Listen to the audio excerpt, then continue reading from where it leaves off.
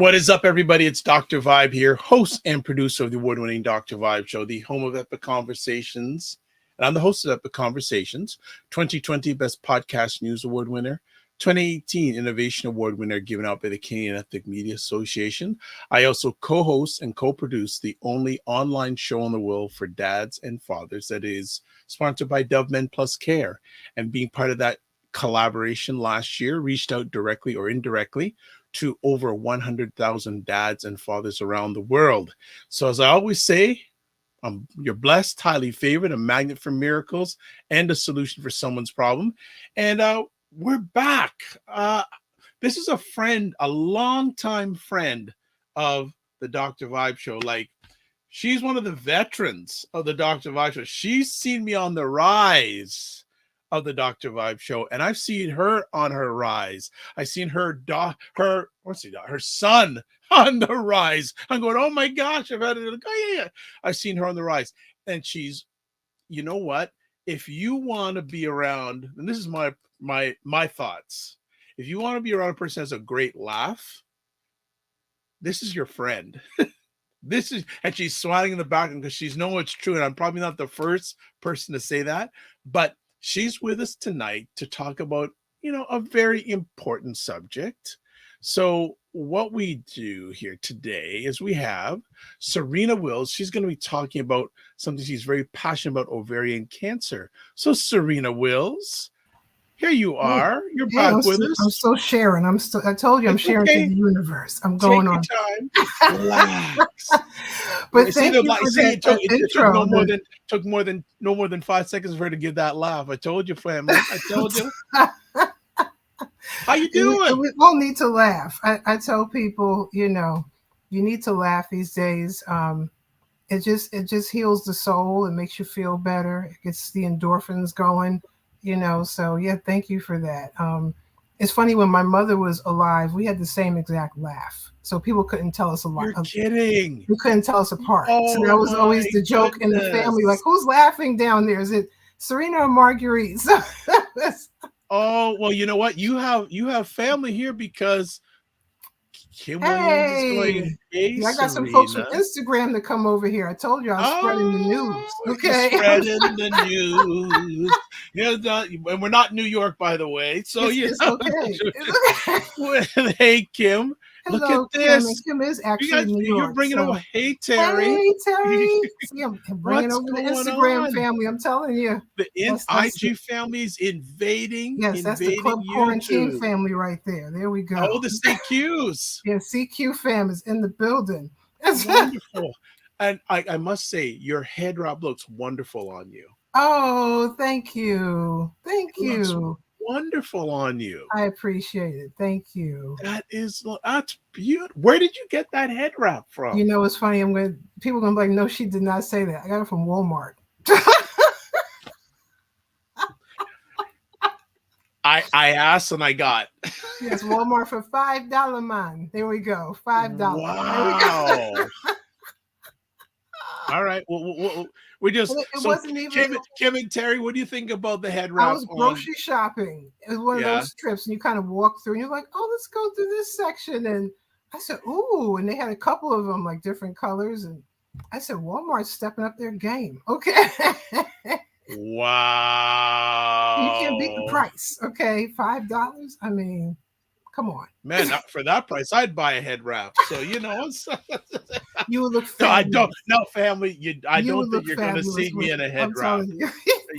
I don't think you're going to see me in a head wrap, family, unless you push me to do it. But look at this.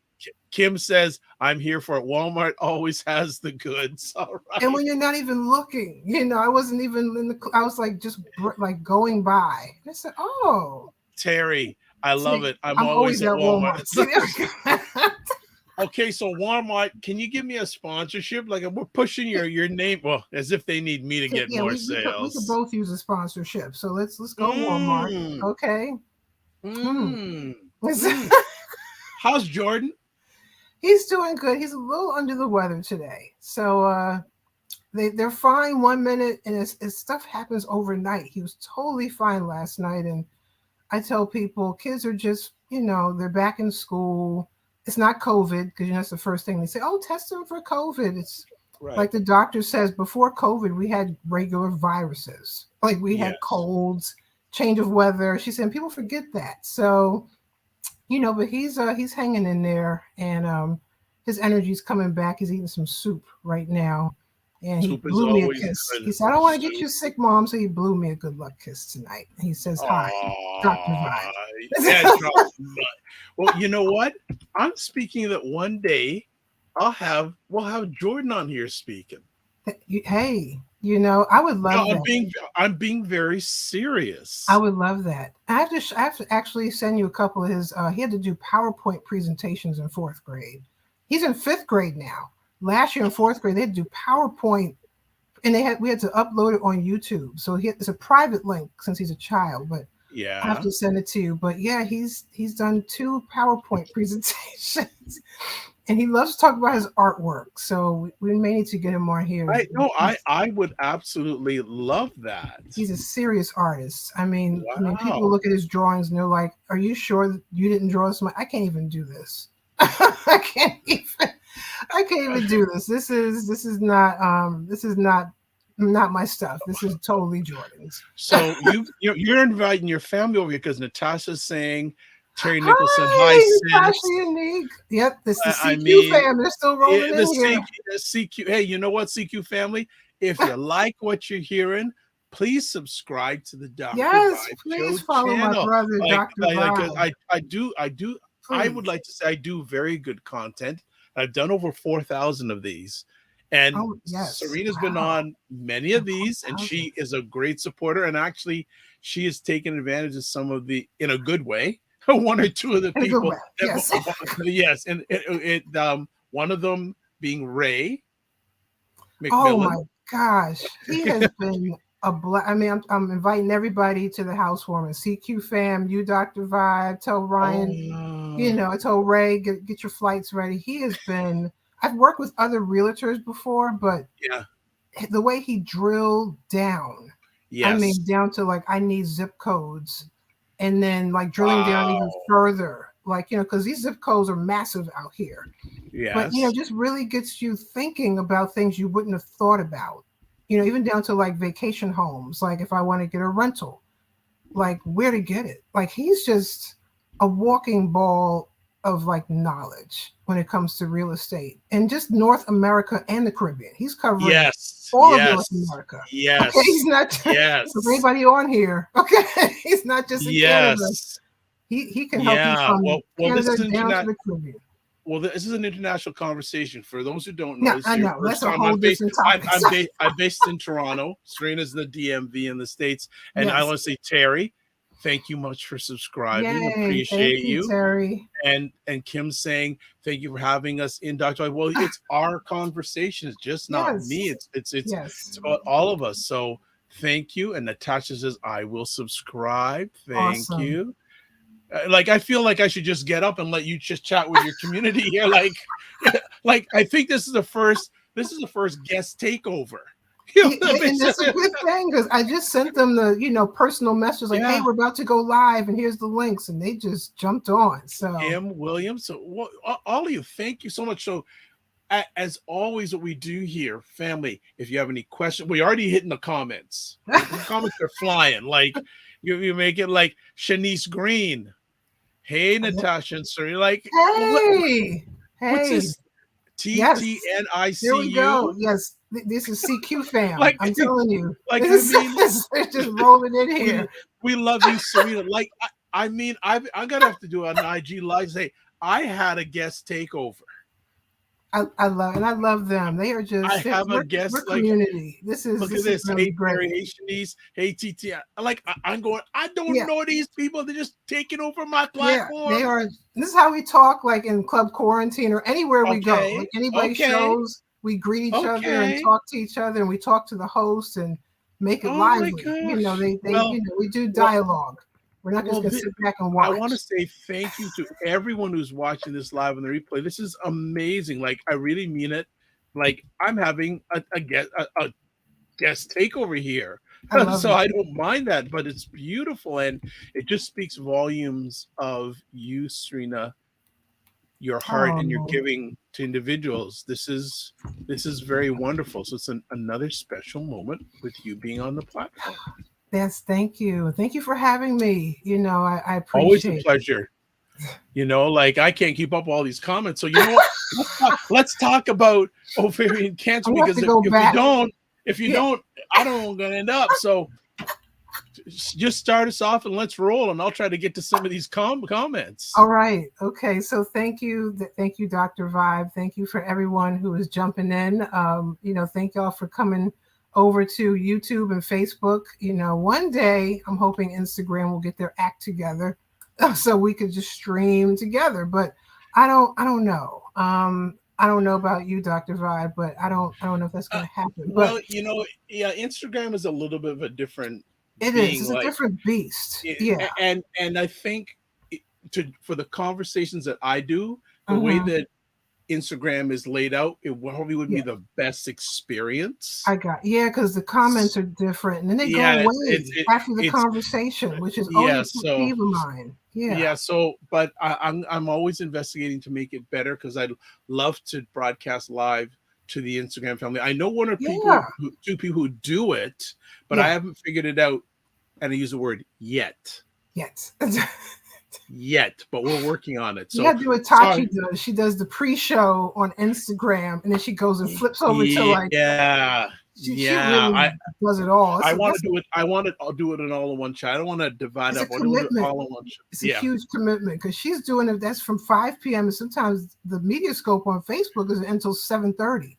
So she's like on Well, for 2.5 hours. people like myself and Dr. Tachi, some would say we should be committed. We're not commitment. We should be committed, because I do 4 of these a week. Wow, yeah.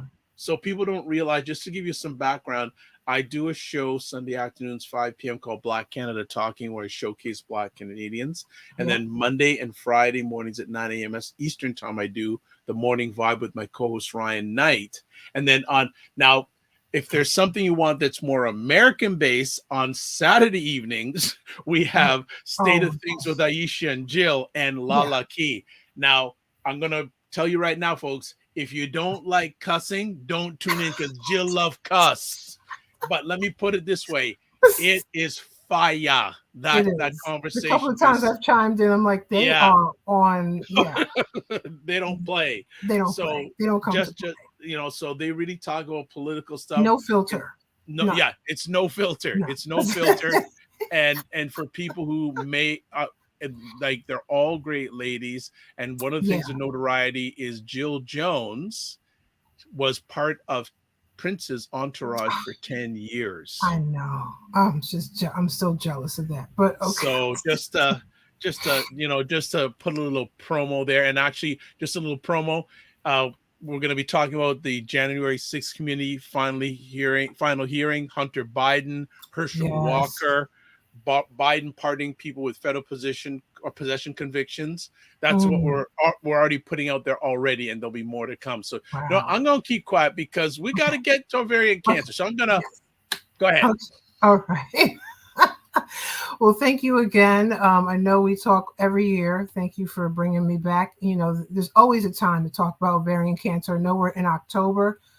For those who don't know, Ovarian Cancer Awareness Month was September, along with Gynecological Cancer Awareness Month. For those who don't know why I advocate and educate heavily about ovarian cancer, is, just a little snippet for those who don't know. August 2009, my mom was not feeling well for about a few months. It started snowballing to symptoms that were just out of control. She thought it was menopause, because ovarian cancer does mimic menopause, unfortunately.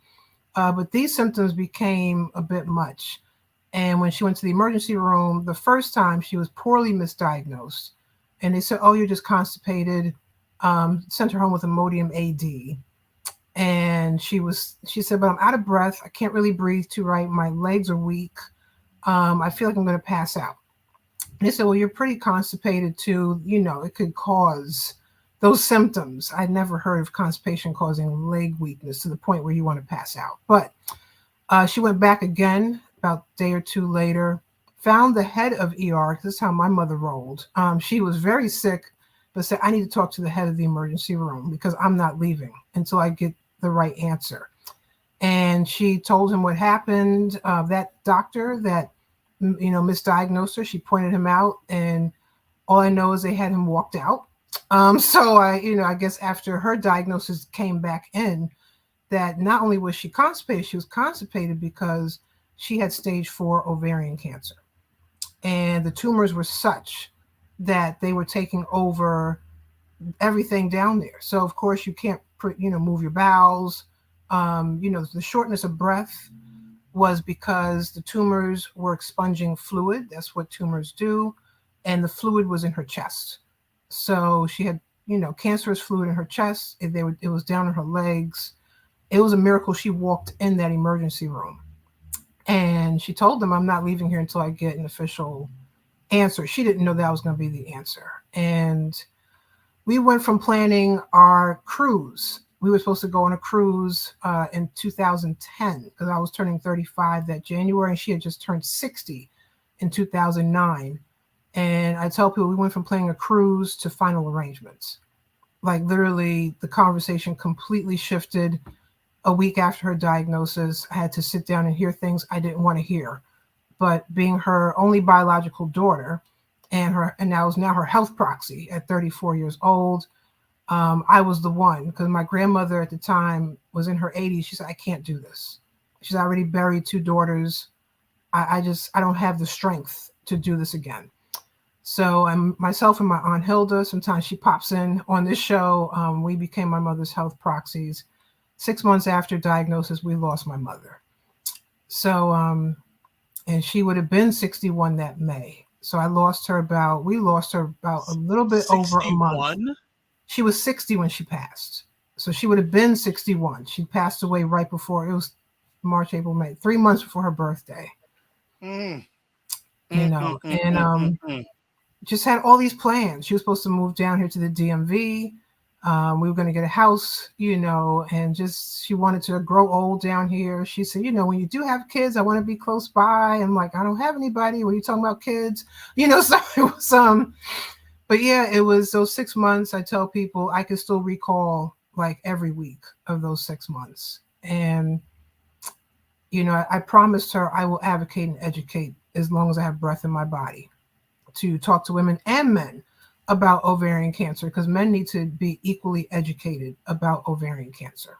So that's why I'm here. That's why I talk to shows, on podcasts, you name it, do videos throughout the month. Folks have seen me on doing videos, and that is why I have a very personal reason. And then meeting lots of women that have ovarian cancer, or, now they're in remission. And then just December 2019, we lost a wonderful friend of ours of the Dr. Vibe show, Tara Lassard. Her birthday was last month. I think she would have been 50. So she was young when she passed. She was only 47. Hers was a reoccurrence. The ovarian cancer was in remission, but unfortunately, sometimes the cancer will spread and it goes undetected. So hers is a reoccurrence, and she passed away in her late 40s. And Tara was an amazing individual, to say the least. So I advocate for the survivors. I educate for, the women who are still in the battle, and also for the caregivers, because there's a lot on their shoulders. Being a caregiver, it's like suddenly you become a caregiver. It's like no warning, it's like sudden. And they come in all ages and stages. I met caregivers at a conference, and Dr. Vibe, they were in college when they took care of their mother with ovarian cancer.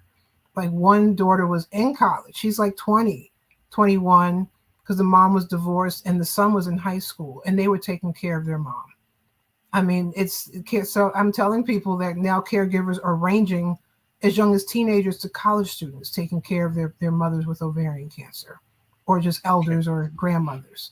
I'm going to just pause right there because you're blowing up my chat room. So I got to just keep up with it. So from Facebook, Shanice Green says, hey, Serena.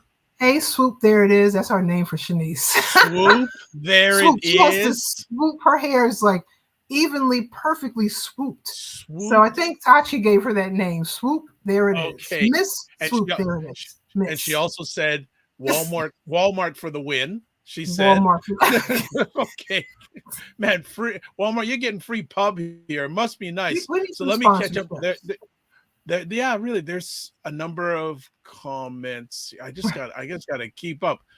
So Natasha's saying this. Thank Look you. who's in the house, Dr. Hey, Tachi. Soror Tachi. What's up? Host, I guess she's co-host because Curtis does just some hosting, co-host and co-producer of Media Scope, the livest conversation about media tech and pop culture, as we mentioned earlier on, 5 p.m. Eastern Times on IG Live on Wednesdays, and then 6 p.m. They're all over the place on 6 p.m. They're just all over the place, like everywhere. So definitely follow Dr. Tachi. Kim says, I'm so sorry, Serena.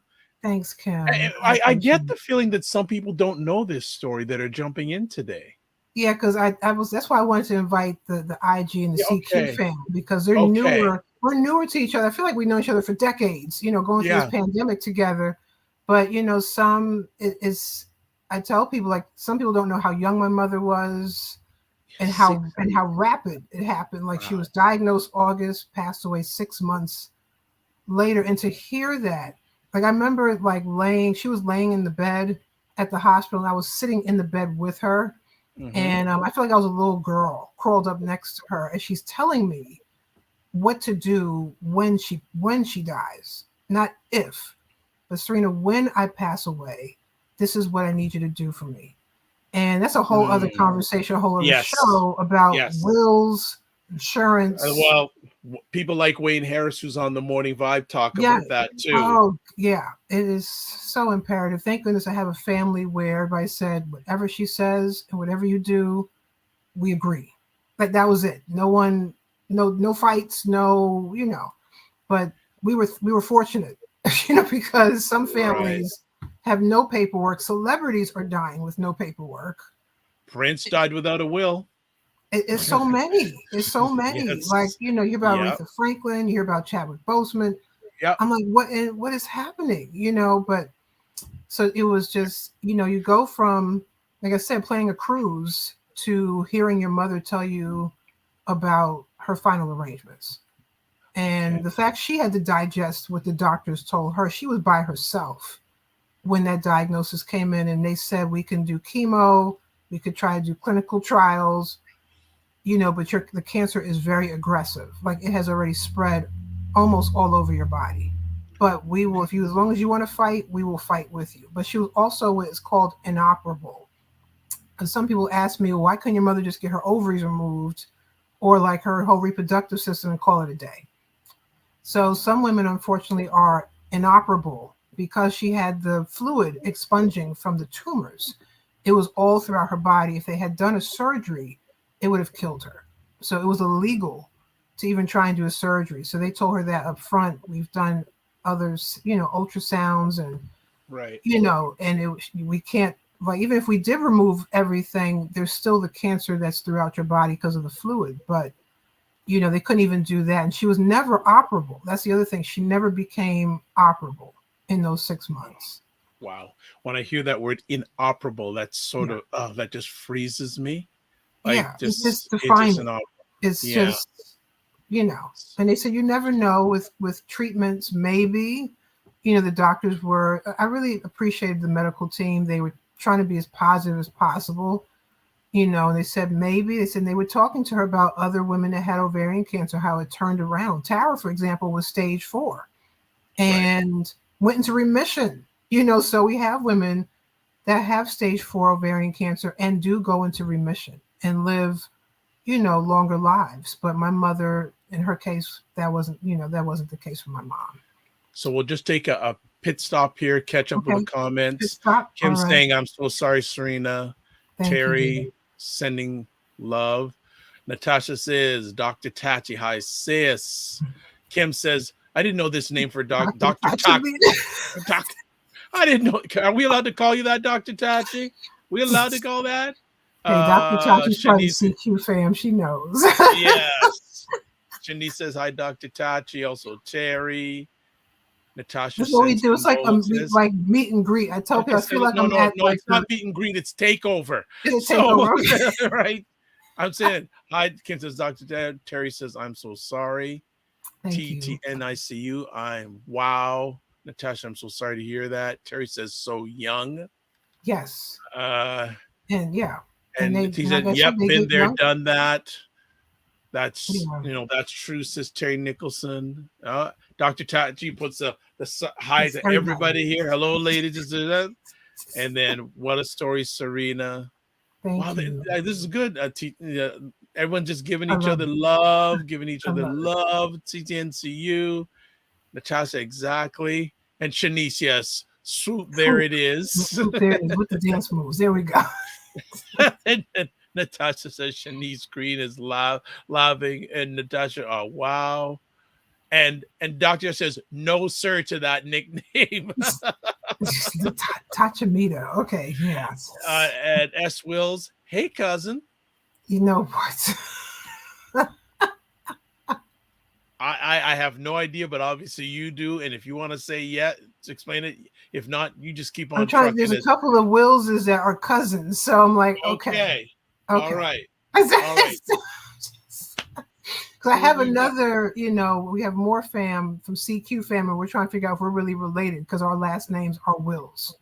So that's been the whole thing through the pandemic. Are we really related? We might be, but we just call each other cousins. So, okay. Hey, cousin, love, and then emoji laughing. There we go. We're family. So thank you for sharing that backstory. And I think very welcome. We've talked about it, and maybe I think it's a separate conversation. Having to take care of your parents.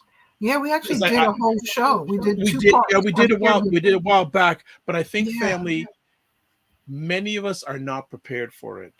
Yeah, we need to do another show now that we're in the pandemic, because people really got thrown into taking care of family on a whim because of COVID, and with no warning. I mean, COVID just boom, it just hits you, and then it's like all of a sudden you're in caregiver mode, and it's like, what is happening? So, we could do we did 2 parts to that show. Yes, like I said, I was 34. I'm thinking, I had just moved back from Texas. That's the other part of the story. I was in Texas when my mother and I had this conversation January 2009. And I was telling her, my job out here is tripping. They're trying to, kind of demote me, but say it's a promotion, do one of those like clown moves.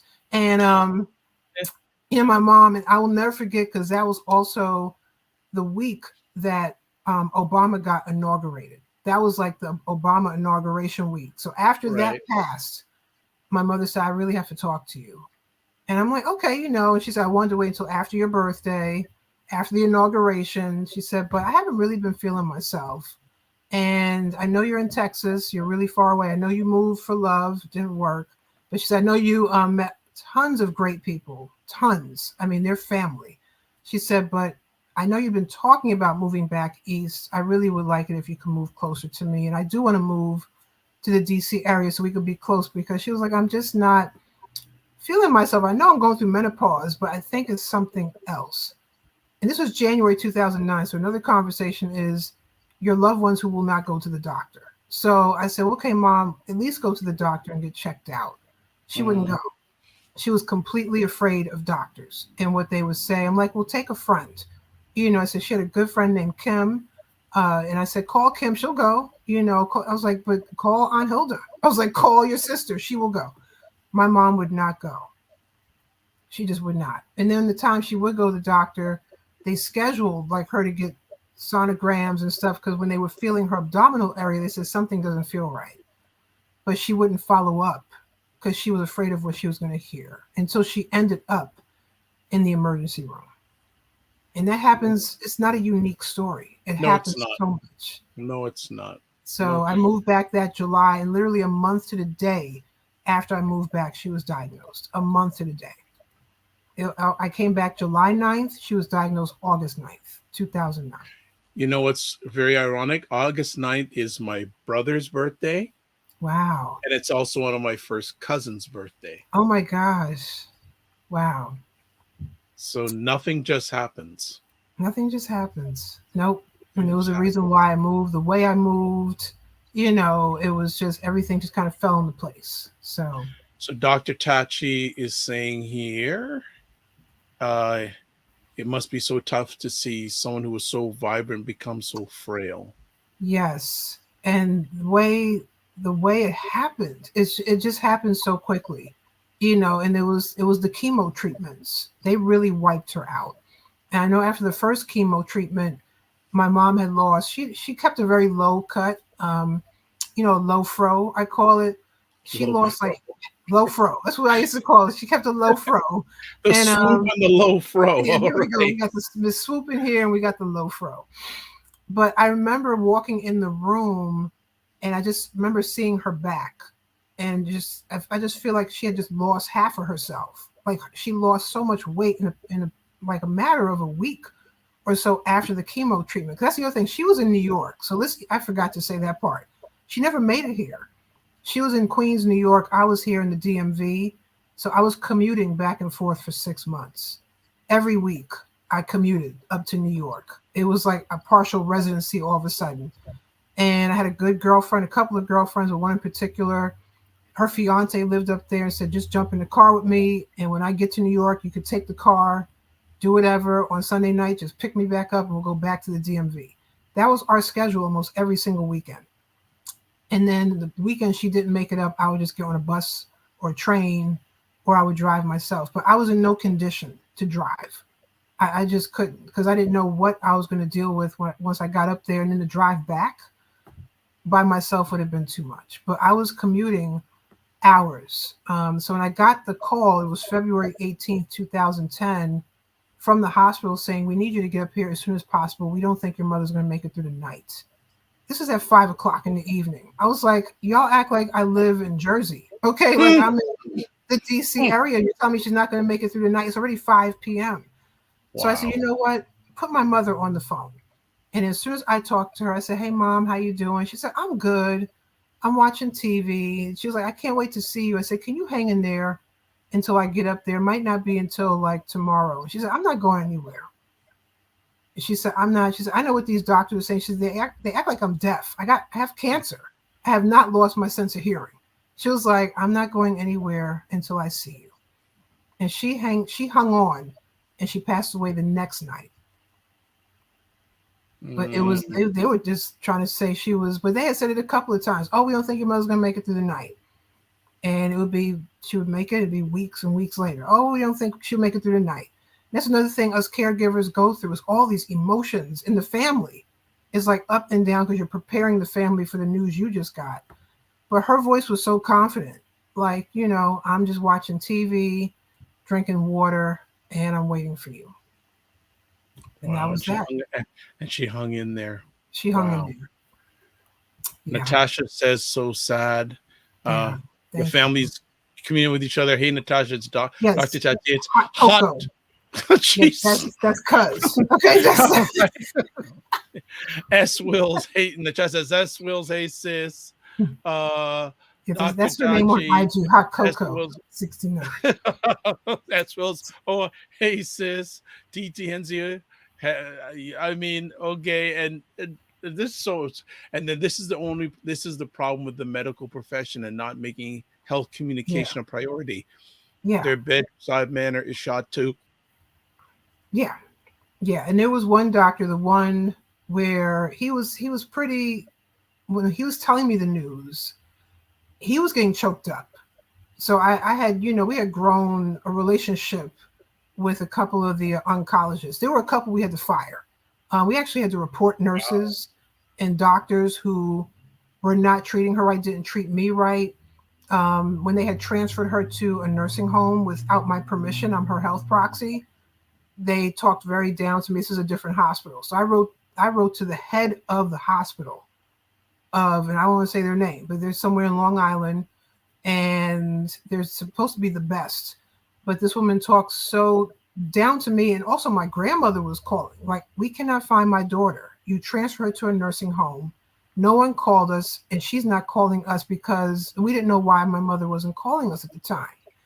Finally found her. Actually, the nursing home called us at the house and said, we have your mother, but she's having memory lapses and could not remember her own phone number. And that's because she had just had chemo. So it's called chemo brain. So chemo brain literally could wipe out parts of your memory, and sometimes your memory comes back, sometimes it doesn't. My mother was known to memorize numbers, like credit card numbers, PIN numbers, phone numbers, because back in the day we didn't have cell phones, so you had to remember people's numbers. She could not remember her own phone number to call us, or even mine, to say this is where I am. So she said, please look on my medical records. I know my daughter's worried about me, my mother, my sister, my brother. Please tell them where I am. And I told her the hospital was not releasing the information to us. So I don't know where that nurse went. She was the head of that particular unit. We didn't see her again.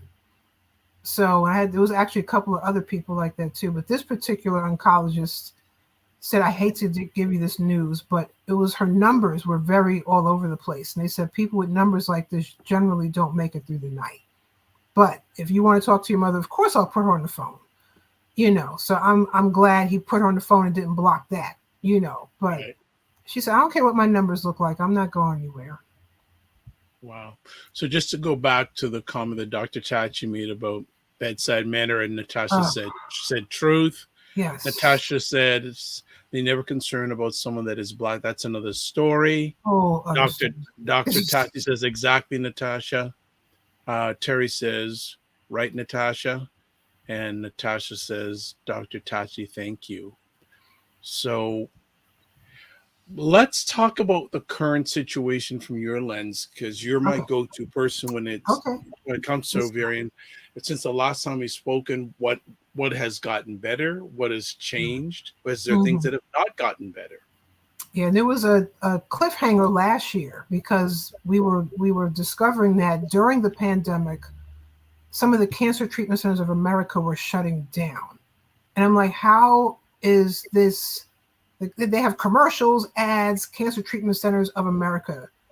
How are they closing their doors? And my cousin, who actually this month will be 5 years, she's been gone. It wasn't ovarian cancer, it was a different kind of cancer. She was actually my age. So I have already outlived my cousin. She was turning 47 when she passed away.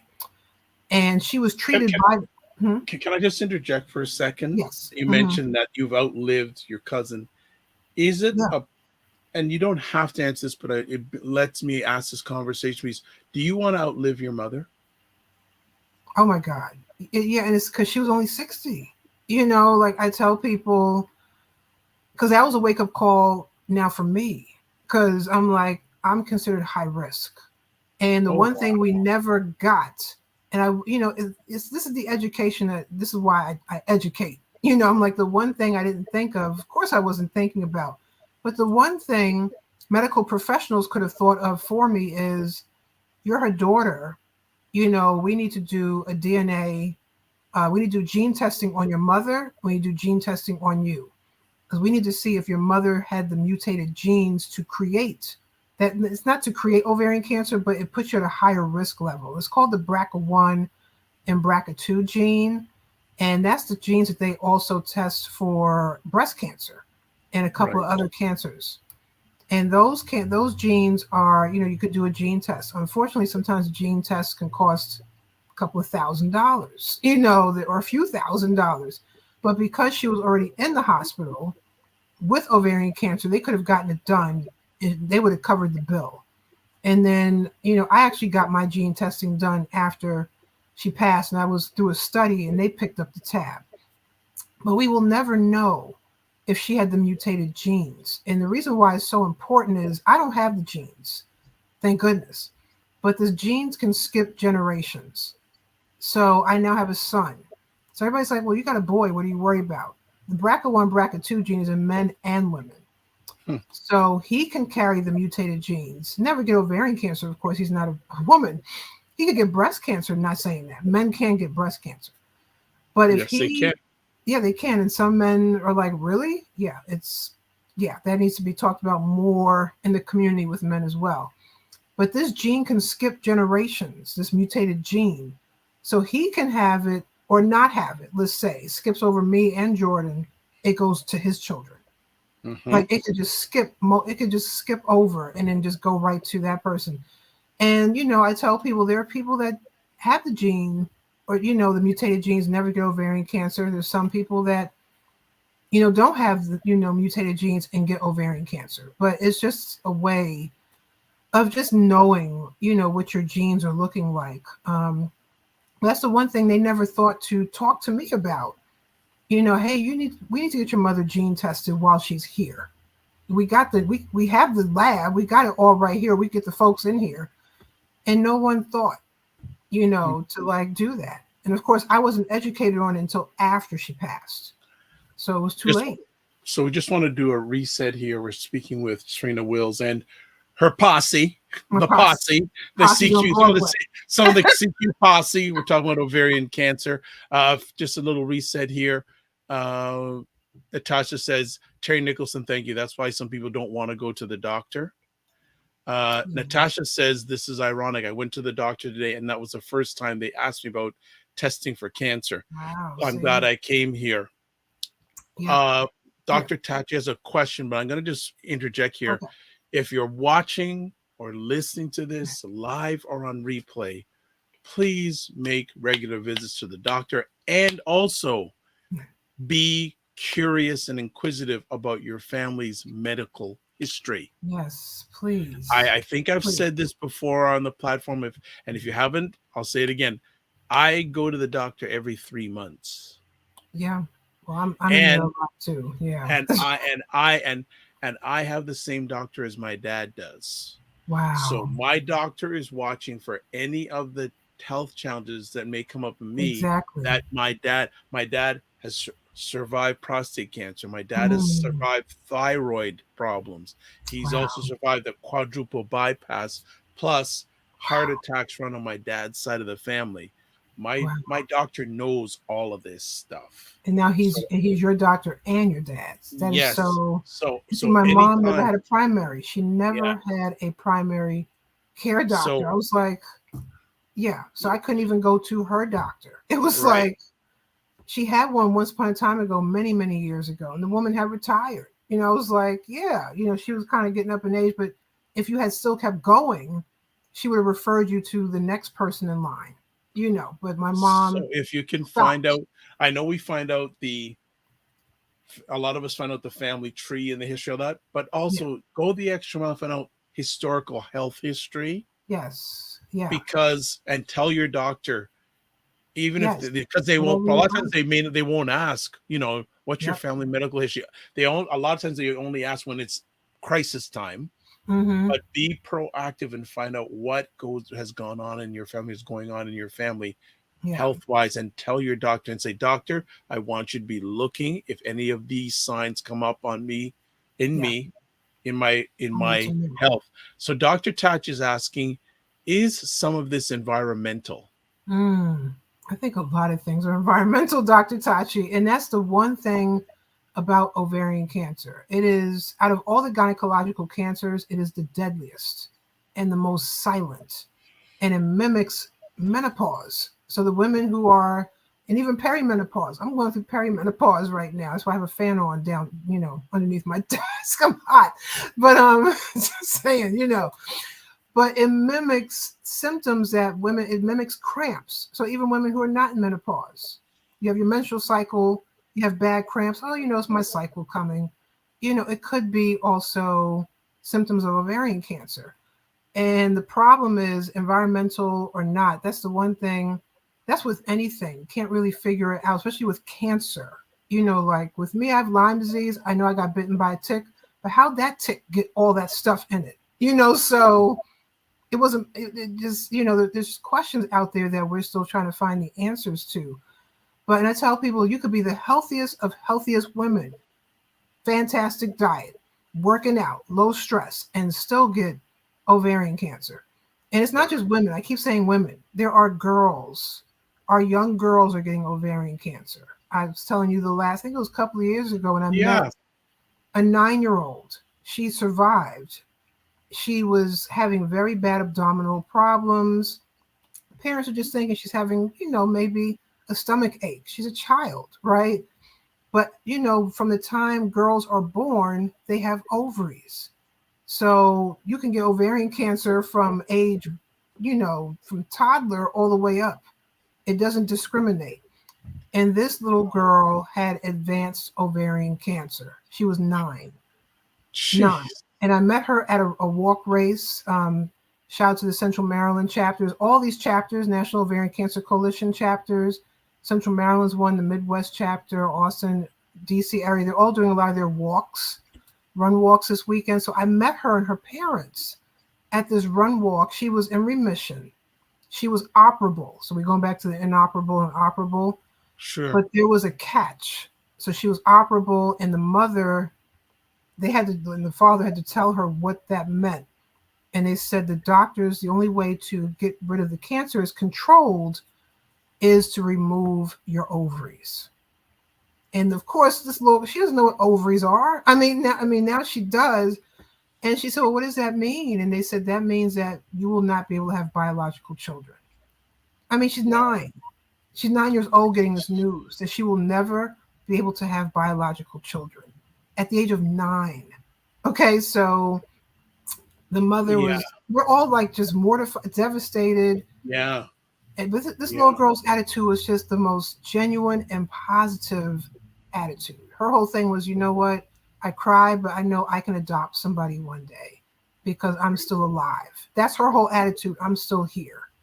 And by that time, she might have been like 10 by the time I met her. Now she's like my son's age. Like, I'm looking at Jordan. I'm like, this little girl and Jordan are like neck and neck when it comes to their ages. But it doesn't discriminate. There's no accurate test to say, oh, you have ovarian cancer, you should start preparing. Or, most ovarian cancer, about 70 to 80% is caught in stages 3 and 4. Unfortunately, it's the most advanced, stages. And that's 70 to 80%. Only like 14 to 20% is caught in that stage 1 and 2. Wow. So let's do a reset, catch up. Terry says, oh, yes, I do too. I think that meaning that she goes to her doctor on a regular basis. Dr. Tachi says this is the key difference, Dr. Vibe, between the Canadian healthcare system and the American healthcare system. Do the U.S. makes healthcare your problem? Your problem, yeah. Like, and right. God forbid, like my mother, her insurance. So we have 2 sets of insurance problems here: medical insurance and life insurance. So she went in not knowing, because she was on Medicaid, but you have to do like a renewal. Now they're making the renewal process easier. Her Medicaid lapsed and she didn't know it. So when she went in the hospital, she was not insured medically. So we had to do what's called emergency Medicaid. And also I had learned, and this is another reason why people need to have some really ask those hard questions. She didn't tell me that her life insurance had also lapsed. And she was planning on catching it up and paying. But now she has stage 4 cancer. And they start asking you these questions. Like, do you have the following? Even though it's lapsed, it's like you're renewing your policy. And as soon as she checks, yes, I have cancer, she was instantly denied. Okay. So she had no life insurance. And thank goodness the medical insurance, they kicked in and they do a retro from day 1.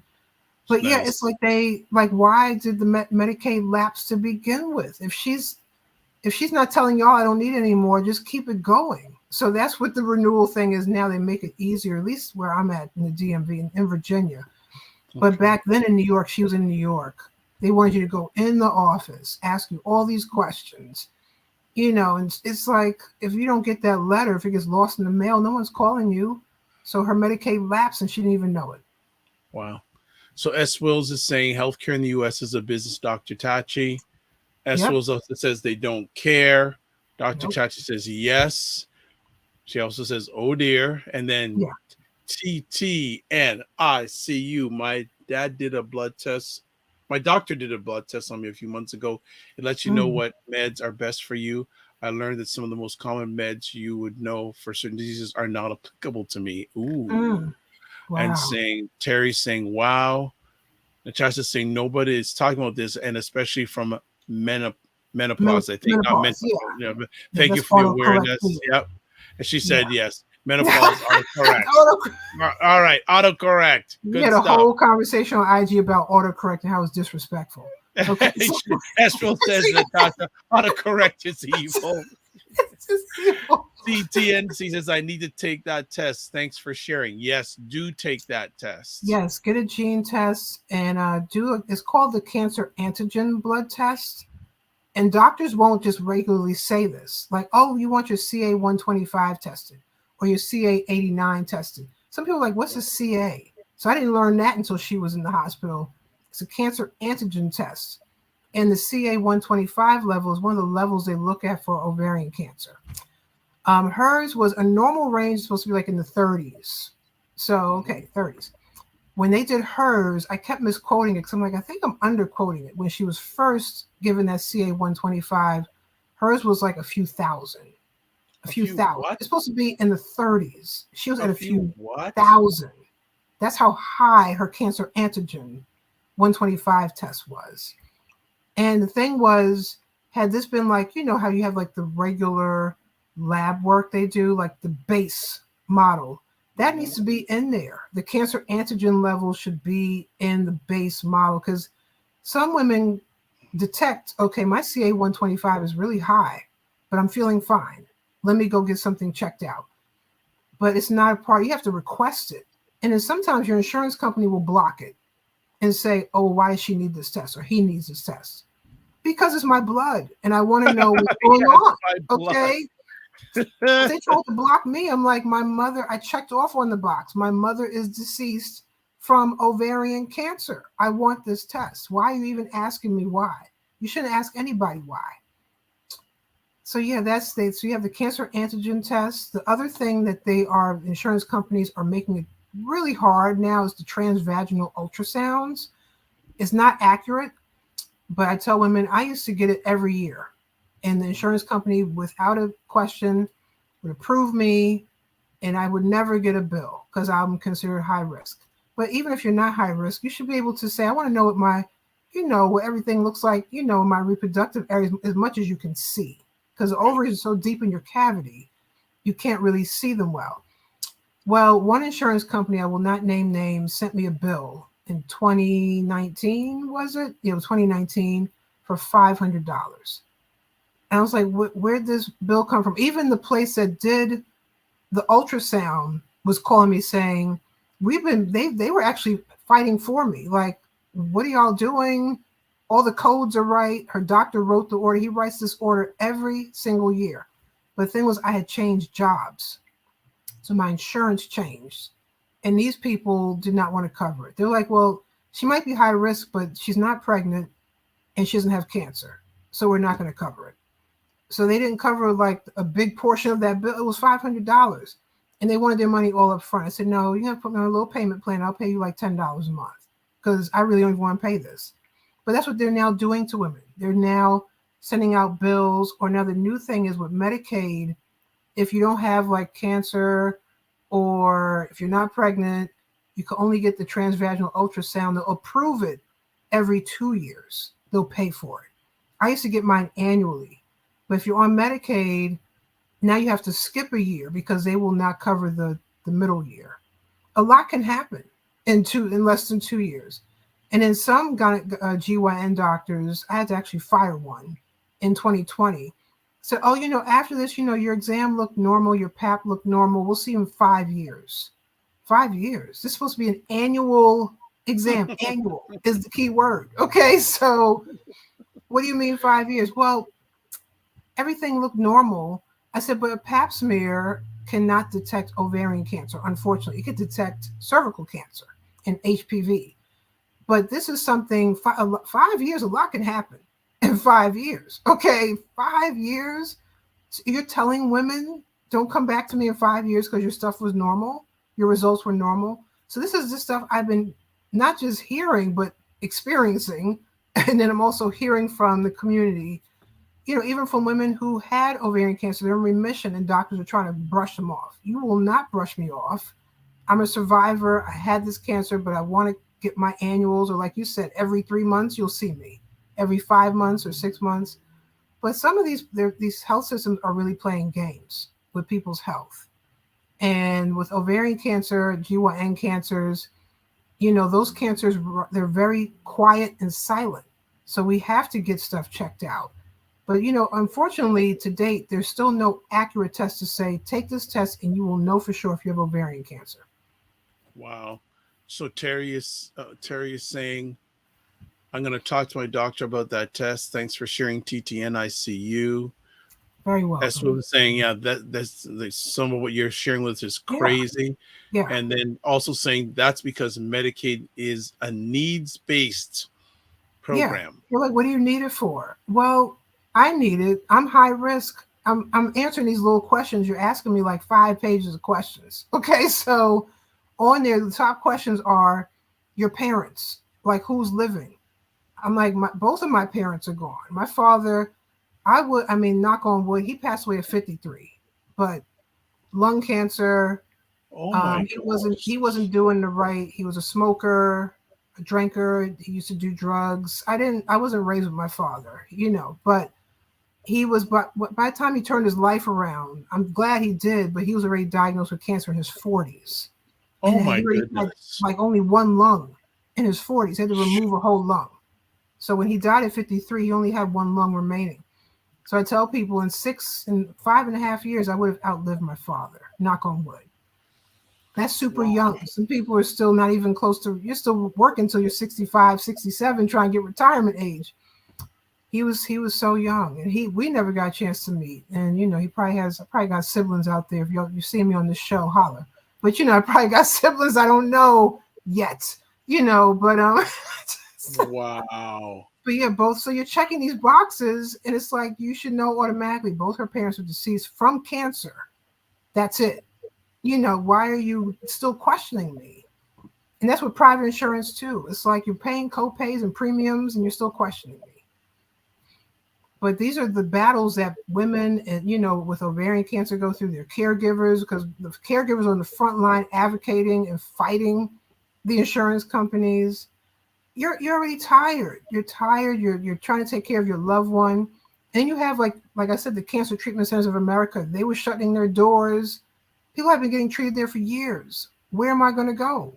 What do you mean you're closing your doors, and why? So that was the question last year. It was like, what do you mean the Philadelphia Center is gone or is closed? I was like, is it temporary because of COVID? That can't be, because people have cancer.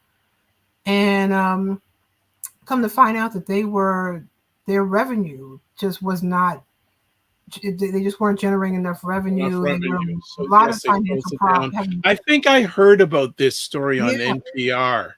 Yeah, they were having a lot of financial difficulties. A lot of people that were there were overworked, low pay, still had smiles on their face, because, I have a few people that were treated through the Philadelphia Center, and they never had anything. They just had nothing but good things to say. But there's now a place they're called the City of Hope. They actually took over. They're called the National Cancer Institute, but they're called the City of Hope, based out of California. They just made this announcement this February. I guess that's when they acquired everything. Everything was signed, sealed, delivered. So they have acquired the Cancer Treatment Centers of America, and their goal is to make them a nonprofit arm. What that's going to look like, I don't know. That's going to be interesting. I know you're keeping attention to that. Yeah, because I'm like, what do you mean a nonprofit arm? Okay, and I know Temple University was taking over part of the Philadelphia, so there's still a lot of things up in the air. A lot of people got let go. It was like 365 people or so got let go. And we're talking in a pandemic. These closures are happening in a pandemic. So that was just a shame, because I just know so many people who went through these centers around the country, and I guess they weren't disclosing the financial problems they were really having. They were just trying to push through, but Dr. Tati saying this is despicable. Yeah. TTN ICU says my mom had, can you pronounce that word? No. Wow. Of her C1 and C2, diagnosed 1 month and gone the next. Wow. She had neck pain for a few months. See, that's how it starts. our You have this. condolences, TT and ICU, and Have, I don't want to try and pronounce that word I because I know. know I'll butcher it. So Yeah. I'm gonna work with my head and my heart, but our condolences on it. I'm so That is sorry. sad, So sorry. Yeah. really, And and it's, yeah, even with the treatment. family is expressing condolences. Dr. Tachi, Yeah, Terry, that's a month. Natasha, I'm hearing those Dr. stories. Like you Mo. only have a month with your loved one. You're still processing what's happening, let alone they're gone. And I've heard those stories too from other caregivers, like my mom or grandmother or aunt was diagnosed in November with ovarian cancer. She was gone in December. And I'm like, what? And it was these pains that they were having, like, oh, they were having cramps or You abdominal know pain. what? I Oh, think she needs to do a dictionary. She does it I love ad it. no I know. car sin Yes. no ma. Wow. Thank you. So man, your mind reminds me when I used to look in the old dictionaries how the word and they broke it down and Yes. the accent. I That's love did it. you do dictionary work, TT Thank and you. I see you did We appreciate that. Yeah, that. that's Thank you. Absolutely. So question. So what is the state of ovarian cancer and the supports, and not only the supports of those who unfortunately have it, but the supports out there for those who are caregivers? yeah. So the support, there's medical supports, and then we have just general supports. So there's quite a few nonprofits out there. I mentioned one, National Ovarian Cancer Coalition. One is the Ovarian Cancer Research Alliance. One is called Share Support, and Share is all in caps. Share Support. Share Support is based out of New York. It's nice because they not only do research and raise money for research, they not only take care of the patient, with support groups, places to go. They have chapters, like the National Ovarian Cancer Coalition has chapters around the country, and each chapter is in a certain area of the country, and they all meet together. That's one thing I was able to do since we last talked. I actually did a poetry class with two chapters of the National Ovarian Cancer Coalition, the Central Maryland chapter in the Midwest region. We did a Wow. poetry class. And I used the poetry class. We did narrative poetry to talk about their stories poetically about what they went through, whether it's cancer, life, whatever. And they were able to tell their stories poetically. This was just in May. And I'm actually doing a workshop next month with now three chapters next month. I have a question, as I know, I know maybe privacy comes into It's okay. that. Would there be any way you can get any of that? Oh, there's just a number of ideas just came in my head of Yeah. either documenting that or making it like, if everyone could collaborate, making it into a book, and the Yeah. proceeds go to ovarian cancer We're really research. in our heads, Dr. Vibe. You're in the heads Yeah, because the poetry that night, I was left in tears. Do you understand me? I love the women, or they were like, I never wrote poetry a day in my life. I love those people when they say that, and they have like this yeah, poem. It's like out the park, everybody's crying, boo-hooing, they're crying. And the narrative, poetry is you have characters and you're the narrator, or you have a narrator and it's a poem. There's dialogue in the poem.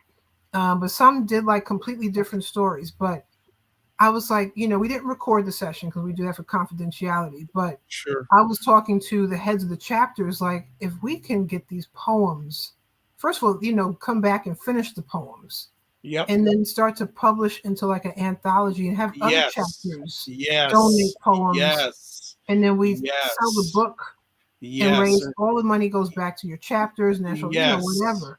Yes. So much I like poetry came out I'm that night. It was about 17 in my oh, workshop. So that's a wow. support system. Like, I didn't know my Yes. poetry workshop was going to turn into a support system for these women. And I told them Oh, it helped me heal. Like, I'm still healing. You wow. never get over. No, you There's never never do. getting over anybody passing. You No, get you never do. through. But I told them, y'all are helping me out. I said, your poems are just out of this world, and the support there's it'll Oh, turn into like I'm an open mic. speaking. No, I'm speaking that Yeah, there's some let's sort of speak into existence. collaboration to have that, like Yeah. an anthology published, and all the proceeds going, like, and I'm sure, Yeah. you know what? And I'd almost say that national organizations would get into that and buy that. Yeah. I mean, even my own poetry book, Crying Tears of Teal, And teal, for those who don't know, is the color that represents ovarian cancer awareness. It also represents cervical cancer too. I wrote that poetry book. I wrote a lot of poetry at my mother's bedside. That was my support, writing. And also therapy. Like I had a certified therapist. I had, you were talking about, some support systems. I had counseling, and I had a support group because I do good with groups. So I had a support group for when she was alive, and I had a grief group. It was called the Good Grief Group, like Charlie Brown, the Good Grief Group. And we all were once upon a time in the same support group, and one by one, we all lost our loved ones in a matter of weeks. And we were all in this group together. So there's support groups out there. But I'm going, actually next month, we now added a third chapter. So now it's going to be 3 chapters, and we're going to do a free verse poetry class for 3 chapters of the National Ovarian Cancer Coalition. Please document this. And they're all in different time zones. That's the so we have East Coast, Midwest, and we have Central. Like we have like 1 to 2 hour differences. There's something big brewing here. If you want to run with I told them we need to. I said we can really take this for those who want to share. Yes. And really, I would help. Like I said, I'm an outsider, and I see the potential with it. You see it, I see it because the collaboration, the healing, the transformation, so much healing. And presenting that to ideas and spreading that content to other people. There's it raises awareness. Like you're now hearing from patients, you're hearing from survivors, because that was the other thing. It was a mixed group. We had survivors where they were in full remission. We had women who was literally still in treatment, like getting chemo treatments in this poetry class. And I'm like, you know what? I was like, I said, I don't even want to complain I'm tired tonight because you just had a chemo treatment the other day and you're sitting in my poetry class, writing poetry and performing poetry. We're going to stop it here because we need a part 2. No, but I anything I can do to help, because I see a huge opportunity here.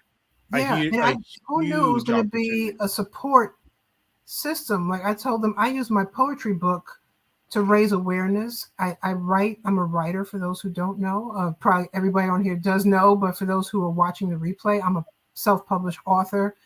And Crying to Tears of Teal, I think I have it next to me. This was my second book.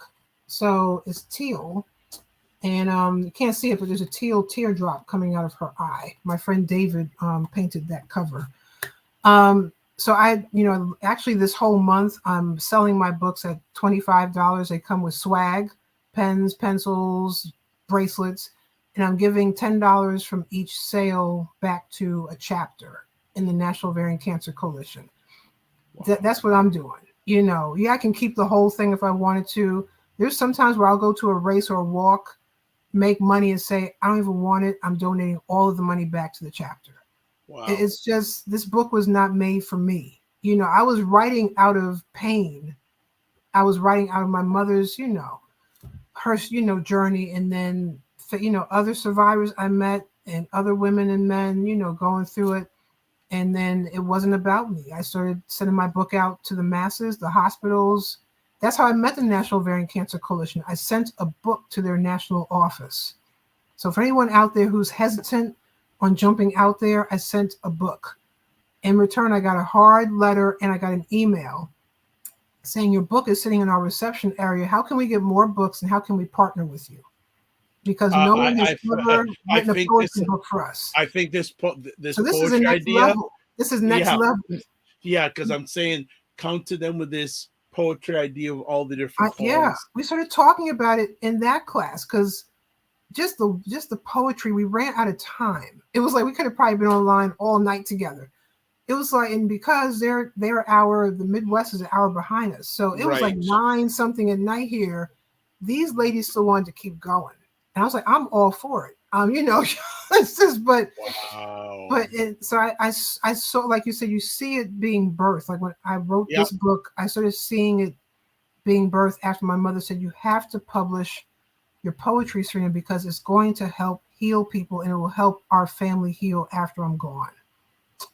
But now we have women who have survived or are still in treatment. Now they're writing poetry. and they're in Mm. poetry classes. And I'm like, this could be a whole book in itself. It could be books. It could be volume 1, volume 2. We can keep it going. Documentary. Documentary. Just, and it There's helps them so like tell their story. That is what healing it's for their about. family, their friends. Yeah. You know, organizations would jump on this, like all the ones I just mentioned. They would jump on this in a heartbeat and back it. Absolutely. That's, to me, that there's a huge idea here. So Yeah. what is next before we let you go? What is next for Yeah, we you? gotta come Obviously, back to a part 2 soon. Okay. yeah. So, So what should be what should we be looking forward to you in the near future in doing in the near future? very exciting news. Very. So, 2 things. I can say it publicly now. I can say 2 things publicly. You know, when you have things going, you can't say anything.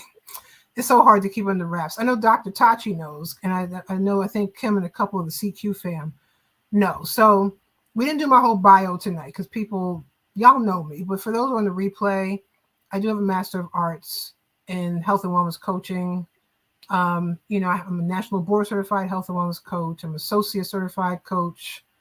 You know, I'm a self-published author. I wear a couple of hats, right? So, and I love to teach, as you can see. I love to teach and do workshops around poetry, but I also do health and wellness as well. So my graduate school, my alma mater, hired me to be a teaching assistant for a class. What? And it's in my department where I graduated from, the health and wellness coaching department. It is just so full circle right now. I have a knot in my throat. It's so full circle. And to tell you what I've been going through to get through the door of a graduate school, period, but to have your own say, we want you. You know, like, wow. and, you know, I've never been an official teaching assistant at a college level or graduate level, but they said, we see you. We've always seen you. We see the work you've done while you were here. We saw you. We want to bring you on board as a teaching assistant. And I'm helping teach a class. I remember the concept of the class was coming about when I was graduating. Yeah. So I just had the meeting today with the teacher, and the class starts in 2 weeks. We kick it off next week, like they do. We post a week early. So shout out to the Maryland University Integrative Health for hiring your girl. I am over the moon. When I talk about this, I have a knot in my throat because it's really been a journey, because they want you to be not just board certified. They also want you to be certified through the International Coach Federation. ICF. And they're both very different certifications. You know what I'm saying? Yep. So that ICF one was taking a little bit of time. Then we got thrown in the pandemic, and then there was a hiring freeze. But I mean, folks through MUIH really kept me motivated and encouraged, and kept pushing me. And they said, you could do this. And I think, it was last September. It was a year and a couple of weeks ago, I passed the exam. And I said, now I can apply. But there was a hiring freeze. So I'm like, okay. But I was applying everywhere. I'm just going to apply everywhere. And I literally got the notice. This is nothing but God. I got the notification the job was opening on my son's birthday week this year. It was his birthday week. And they said, Serena, the job is opening. Go for it. And I went online that day. The day it opened, I went online and applied. And I sat there, applied, did the interview. I love folks who don't take you around the bend several times. They like, people need jobs. We want you on board, and I'm there. So I'm a teaching assistant. It's beautiful when you could teach the program that you were in, you graduated from, and now you're giving back to the future. Like, you're bringing in new coaches. So that's one bit of news. That's one part of my news. Part 2 is my 4th book is being released this year. So look out for it. I'm going to start marketing it next month, but we're talking early December. We will start seeing like books in print that will be for sale. There'll be virtual book releases, all of that. Any holiday venues got it going on, they want vendors, call me. But it's called Artist Paradise Pieces of Life Volume 3. So this will be my 4th book, but it's the 3rd in the Pieces of Life volume.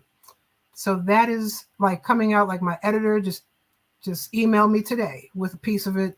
The cover is at the graphic designer, so I don't have a cover to show because she's doing her magic. So it's like it's in the final stages. So Okay, God is I feel lazy. God is good. And this book took years. I tell people it wasn't like I wrote this book in the pandemic. There is a book I did write in the pandemic that will come out next year. But okay, make me feel more I'm lazy. sorry. All right, I'm so so it's all sorry. right. Okay, But all this right. was a book in the making. Like the first rendition, I remember my mother actually had poems from this book that's coming out this December.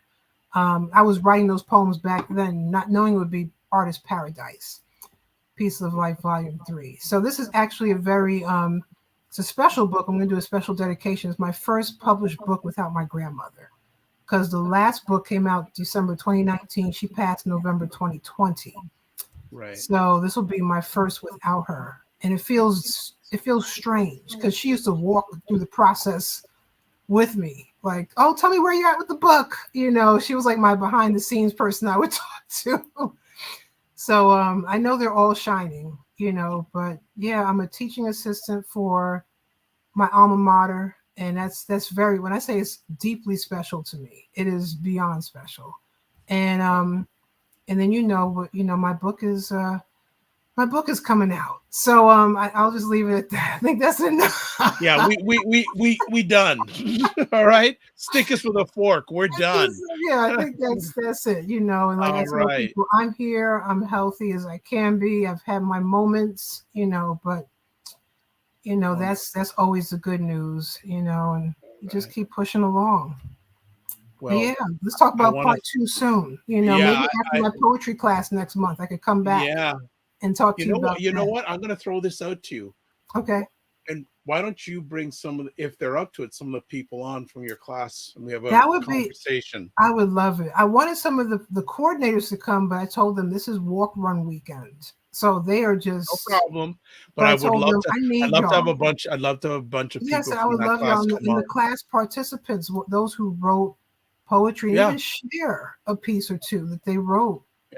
That would be phenomenal. Okay, like that would just be, I'd be good for the year. Okay, like all right, excellent. Well, look, just as we begin to wind it down, Shanice says, "Congratulations, Dr. Thank Tachi. you. Congratulations, Terry. Congratulations, S. Wills.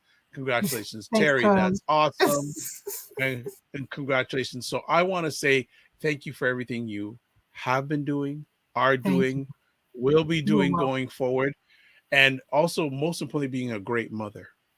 Oh, don't make me cry, man. That's the number one. It all starts with you and being a great mother. So, and I did tell everyone, CQ family, we said before, I don't know if we said it earlier or on, we're speaking that one day Serena and Jordan are going to be live, and we're going to do a little conversation, all three of us. Oh my gosh, that'll be worth it. If you just, I'll tell him, like, you get to talk about your artwork and show it off. Yeah, he will do. He will do a whole PowerPoint. He has a portfolio. He's 11 years old. I bought him his first portfolio, like a professional portfolio, and he has artwork in a professional portfolio in the living room. And he tells people, I have a portfolio. Like, I'm professional. He tells people that I'm a professional artist. There you go.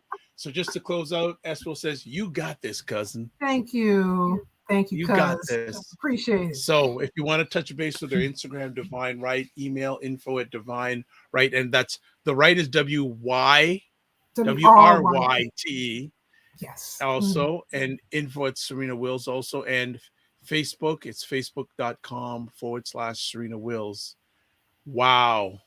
And Terry, I want to say this was great. It's a great conversation. We don't do shows. We do conversations. Thank y'all for coming. We really had an audience tonight. Thank you all. And please, if you are up to it, please subscribe to the channel. And I do the best I can to have epic conversations. And thank you for making it, because I don't do it for me. I do it through me, and I do it for you. We're all in this together. You are excellent, Serena, vessel, Dr. Vibe. You are right back at you. Thank you. Thank you. Be well, keep the faith. And as always, remember to give yourself grace, and don't just manage your time, manage your energy. Amen. Peace. All right, family. That was epic. And we could have went on for hours, but I know some of you got to sleep. So from wherever you are. So no problem. So let's just close it down here. If you want to catch replays of what I do, you can go to the Dr. Vibe Show on YouTube and Facebook, or my website, the drvibeshow.com.